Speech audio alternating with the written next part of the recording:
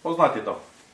Idete si kúpiť zo pár pečiv a skončíte s plastovým sáčkom, ktorý skočí na kúpe ďalší. A je to neuveriteľné, ale práve takéto veľmi tenké, po slovensku sa hovorí mikroténové sáčky, patria medzi typ odpadu, ktorý naozaj vo veľkom množstve končí v moriach, v prírode, v riekach a popri slamkách alebo cigaretových ohorkoch predstavuje reálny problém pre prírodu. Podobným problémom sú aj tieto jednorazové plastové rukavice, ktoré slúžia na naberanie pečiva.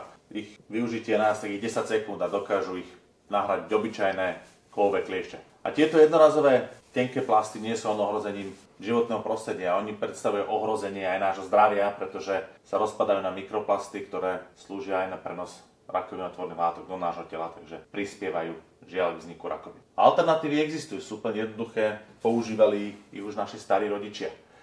Nielen jednoduché látkové sáčky, ale aj papierové vrecuška, ktoré sú rovnako funkčné, ale nie sú z plastov. Preto som rád, že ako Európa konečne tento problém ideme riešiť, nahrazovať zbytočné plasty a pomôcť tak sebe aj prírode.